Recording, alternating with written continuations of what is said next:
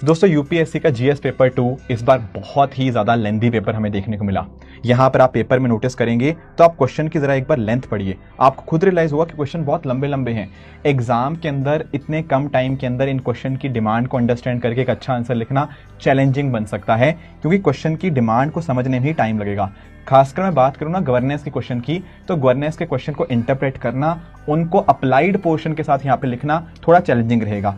हालांकि कुछ चीज़ें ऐसी भी हैं जो यहाँ पर आपको पेपर को डूएबल बनाती हैं। वो ये है कि पेपर एक्सपेक्टेड लाइंस के ऊपर कुछ चीज़ों में है, जैसे पॉलिटी से हर साल 10 क्वेश्चन आते हैं, तो वो पैटर्न यहाँ पे फॉलोड है।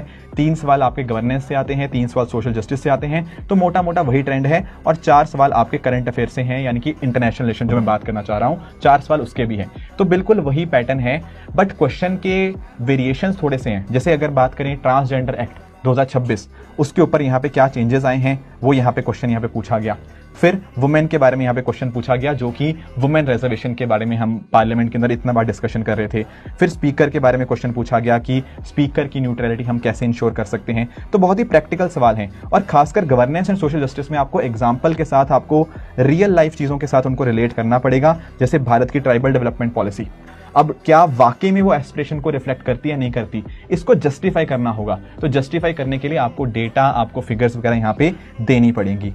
पर हाँ, करंट अफेयर्स में आईआर की मैं बात करूं तो आईआर में हर साल 4 सवाल जो आते हैं वो करंट अफेयर ओरिएंटेड ही आते हैं। तो इस बार एक क्वेश्चन था ब्रिक्स के बारे में। अब आपको पता है ब्रिक्स का समिट भारत में होने वाला है, तो क्या एक ब्रिक्स जो है ऑल्टरनेटिव के तौर के ऊपर बाकी ग्रुपिंग्स के सामने निकल के आ रहा है या नहीं निकल के आ रहा, उसको आपको यहाँ पे डिस्कस करना है।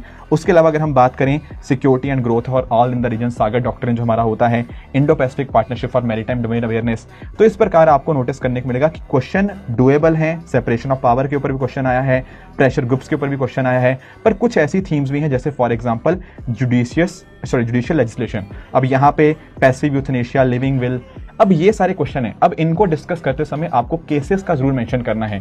जैसे आप लोगों को अरुणा शॉनबॉग केस के बारे में पता होगा, कॉमन कॉज वाला केस आपको पता होगा। तो जब तक आप अपने आंसर्स के अंदर इन केसेस को, सुप्रीम कोर्ट जजमेंट्स को इनकॉर्पोरेट नहीं करेंगे रेलेवेंट डेटा के साथ, आर्टिकल्स के साथ, तो नंबर हमें थोड़े से यहाँ पे कम देखने को मिलते हैं। तो ओवरऑल पेपर डुएबल है, पर उसकी जो लेंथ है, उसकी अंडरस्टैंडिंग, क्वेश्चन की डिमांड को समझना, वो कई बार हमारे लिए चैलेंज यहाँ पे बन सकता है।